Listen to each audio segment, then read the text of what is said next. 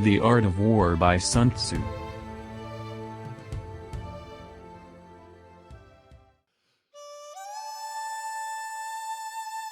Sun Tzu was a Chinese general, military strategist, tactician, and philosopher in the Eastern Zhou period of ancient China. Sun Tzu is credited as the author of The Art of War, an influential work of military strategy that has affected military thinking. His works focus much more on alternatives to battle, such as stratagem, delay, the use of spies and alternatives to war itself, the making and keeping of alliances, the uses of deceit and a willingness to submit, at least temporarily, to more powerful foes.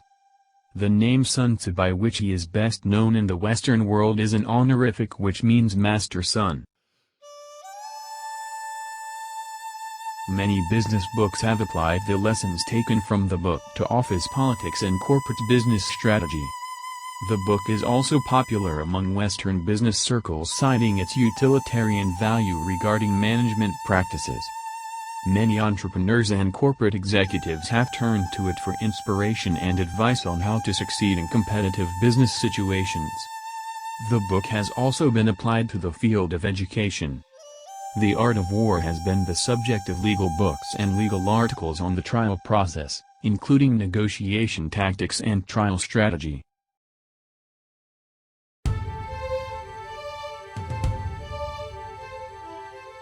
Chapter 9. The Army on the March.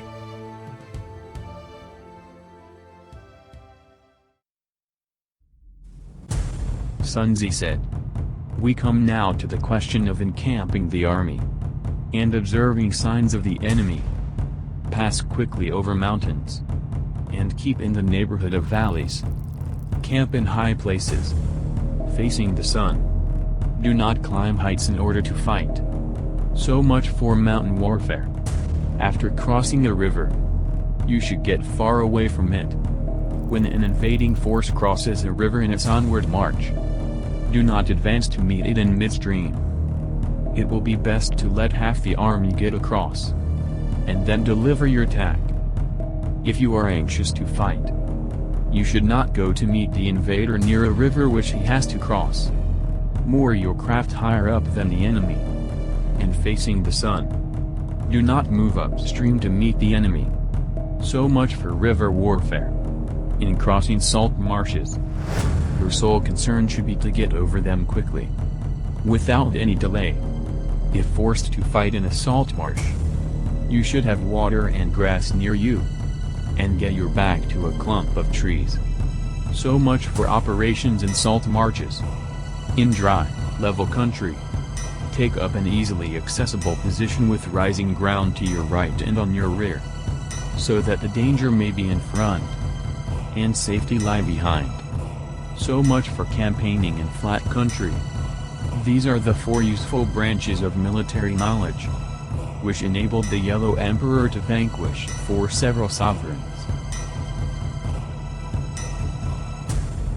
All armies prefer high ground to low and sunny places to dark.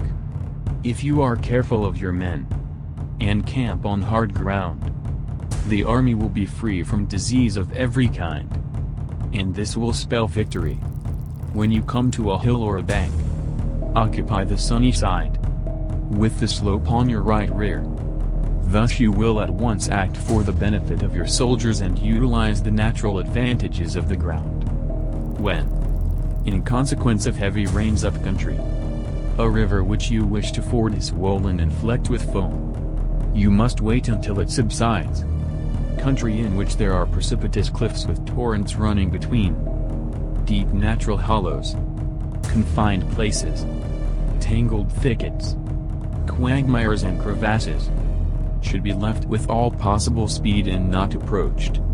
While we keep away from such places, we should get the enemy to approach them.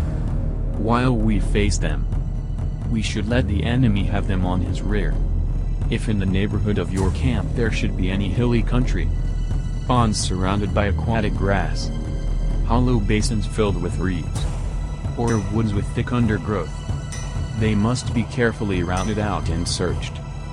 For these are places where men in ambush or insidious spies are likely to be lurking.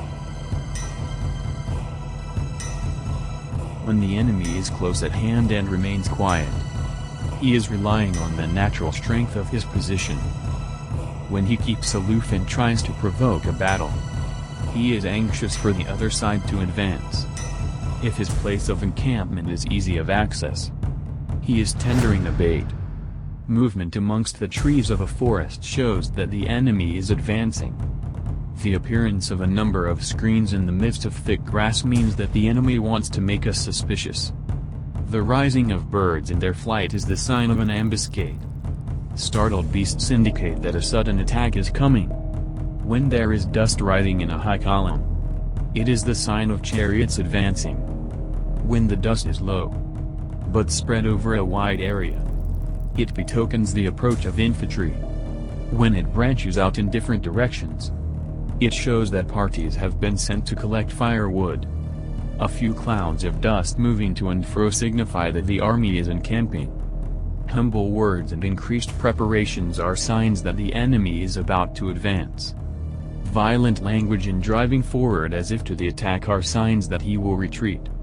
When the light chariots come out first and take up a position on the wings, it is a sign that the enemy is forming for battle. Peace proposals unaccompanied by a sworn covenant indicate a plot.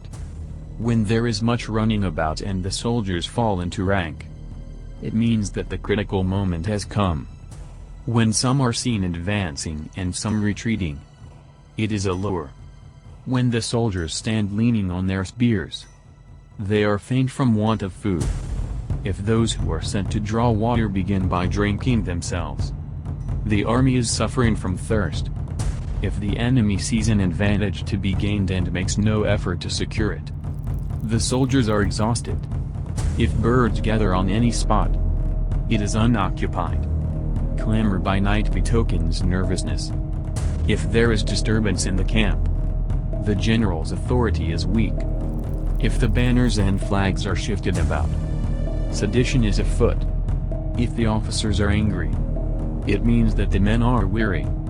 When an army feeds its horses with grain and kills its cattle for food, and when the men do not hang their cooking pots over the campfires, showing that they will not return to their tents, you may know that they are determined to fight to the death. The sight of men whispering together in small knots or speaking in subdued tones points to disaffection amongst the rank and file. Too frequent rewards signify that the enemy is at the end of his resources. Too many punishments betray a condition of dire distress. To begin by bluster, but afterwards to take fright at the enemy's numbers, shows a supreme lack of intelligence. When envoys are sent with compliments in their mouths, it is a sign that the enemy wishes for a truce. If the enemy's troops march up angrily and remain facing ours for a long time without either joining battle or taking themselves off again, the situation is one that demands great vigilance and circumspection.